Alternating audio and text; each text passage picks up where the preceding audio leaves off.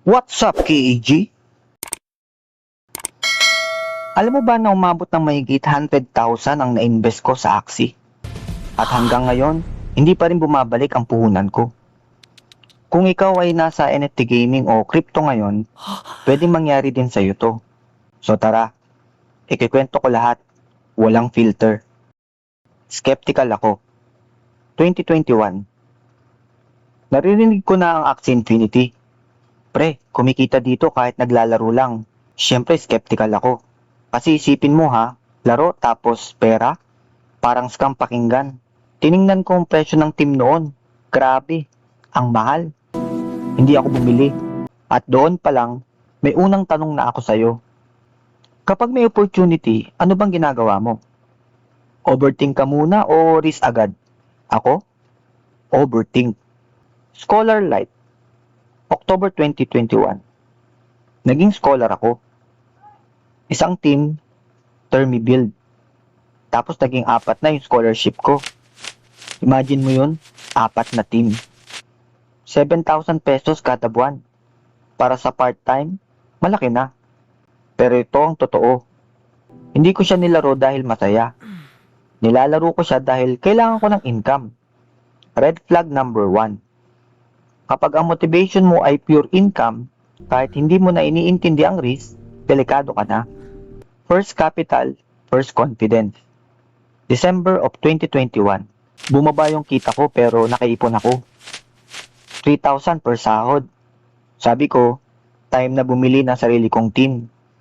January 2022, bumili ako ng Termico. Bulwark team na worth 6,000 pesos. Akala ko strategic ako. Pero ang totoo, comfort zone buying. Hindi ako nag-aral ng metaship.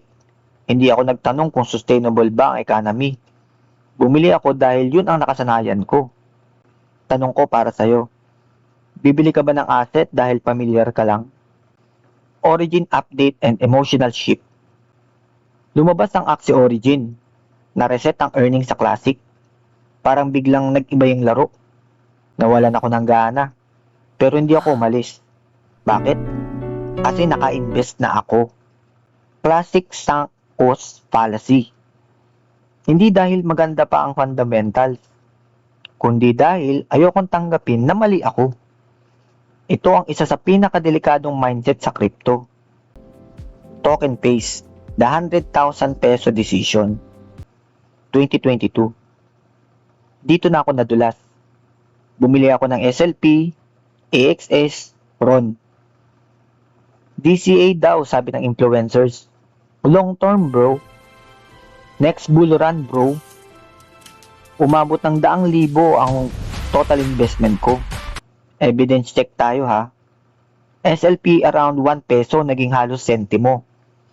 AXS from hundreds naging 2 digit na lang. Ang RON bumagsak din ng malala. Hindi dahil sa sinasabi ko. Makikita mo sa historical charts ng SLP, AXS at RON. Lesson: DCA is not magic. Kung ang asset ay may structural weaknesses, DCA becomes delayed pain. 2023, relate o false hope? 2023 to 2024, nag-pump ang market. Nag-times 3 ang mga tokens ko.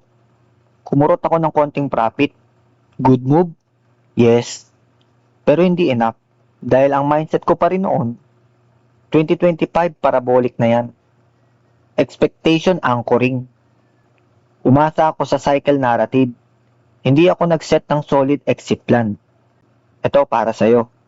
May target ka ba? O umaasa ka lang sa bull run history? 2025 reality. 2025. Bumili ulit ako. Lahat ng binili ko noong 2025, lugi. Ngayong 2026, underwater pa rin. Pero ito ang twist. Hindi ako galit, hindi ako bitter, mas matured ako. Alam ko na ang difference ng crypto token is equal to supply dynamics plus speculation.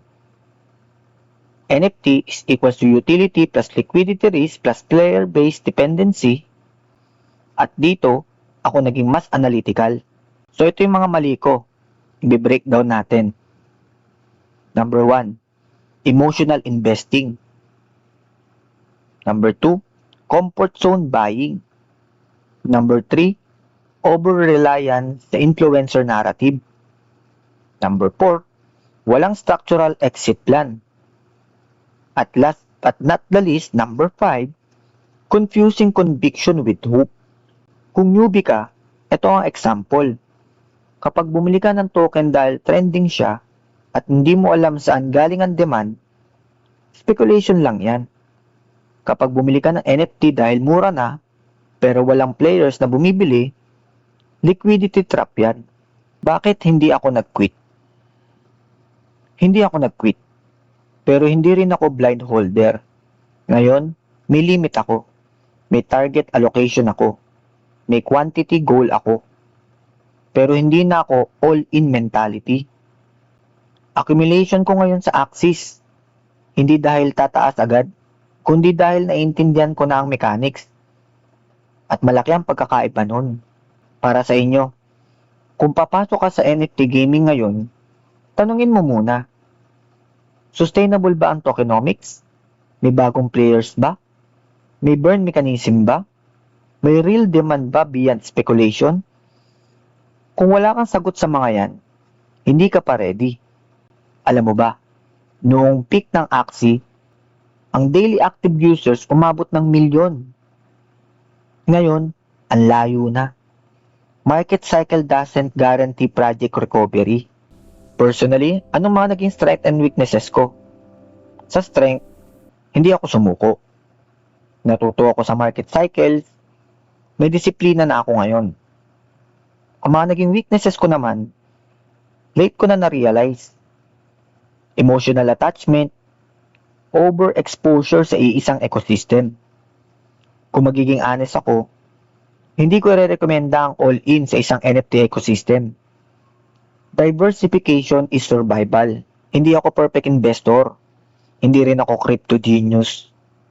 Isa lang akong gamer na natuto sa masakit na paraan. At kung may isang bagay akong babaguhin, mas maaga ako magsiset ng exit plan. Kung may plano kang token ngayon, tanungin mo muna ang sarili mo. Conviction ba yan o hope? Pag-isipan mo. Dahil sa market na to, walang forever hype. Pero may forever lesson. Game on!